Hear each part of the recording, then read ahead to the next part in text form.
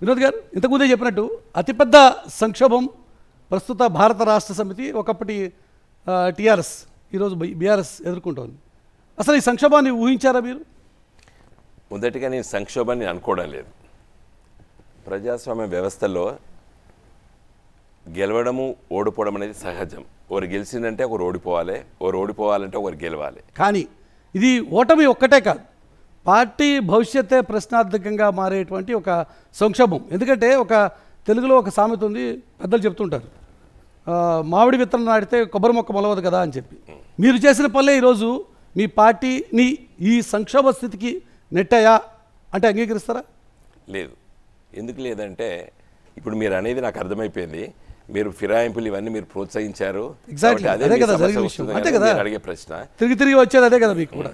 అయితే ఈరోజు ఈ దేశంలో ఏ రాజకీయ పార్టీ, ఒక మా పార్టీ ఒక్కడే కాదు కదా, ఇలా కాంగ్రెస్ పార్టీ ముఖ్యమంత్రుల్ని, కాంగ్రెస్ పార్టీ ముఖ్యమంత్రి స్థాయిలో ఉన్న వాళ్ళని బీజేపీ జాయిన్ చేసుకుంది. శివసేన లాంటి పార్టీలో ఉన్నటువంటి నాయకుల్ని బీజేపీ జాయిన్ చేసుకుంది, కాంగ్రెస్ పార్టీ జాయిన్ చేసుకుంది. కాబట్టి మనం ఇప్పుడు కానీ మిగతా పరిస్థితులు వేరు, టీఆర్ఎస్ పరిస్థితి వేరు. టీఆర్ఎస్ అనేది ఒక ఉద్యమ పార్టీ, ఆకాంక్షల నుంచి తెలంగాణ రాష్ట్రం ఏర్పడితే ఒక మంచి భవిష్యత్తు ఉంటుంది అనేటువంటి ఒక ఫీల్ నుంచి పుట్టినటువంటి పార్టీ. ఆ తర్వాత అది ఫక్త్ రాజకీయ పార్టీగా మార్చేసుకున్నాము అని చెప్పి మీ నాయకుడు చెప్పారు. అదొక దశ.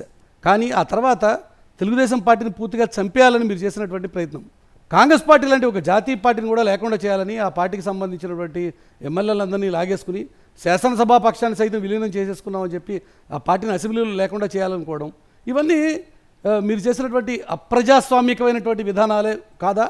ఇప్పటికీ ఆ విషయంలో కలిసి మీకు బాధ ఏం లేదా? అంటే మనం తప్పు చేసాం, అదే మనకి తిరిగి వస్తుంది అనే కృష్ణ గారు ఈ మధ్య ఒక వేరే మిత్రులు జర్నలిస్ట్, సీనియర్ జర్నలిస్ట్ ఇంటర్వ్యూ చేస్తే నేను చెప్పాను, నా వ్యక్తిగత అభిప్రాయం అయితే ఇది కరెక్ట్ కాదని చెప్పాను. ఒక ప్రముఖ పత్రిక కూడా ప్రచురించింది ఏది నా వ్యాఖ్యానాలని. నేనేం చెప్పానంటే, మాకు 88 మంది ఎమ్మెల్యేలు ఉన్న తర్వాత కాంగ్రెస్ పార్టీ వాళ్ళు జాయిన్ కావాల్సిన అవసరం లేదు. నేను ఆ రోజు కూడా నా అభిప్రాయాన్ని వ్యక్తపరిచాను. పార్టీ లోపల మెజారిటీ డిసిషన్ ఉంటుంది, కానీ బట్ పర్సే నేను పర్సనల్గా నేను ప్రోత్సహించడం కరెక్ట్ కాదు. వినోద్ గారు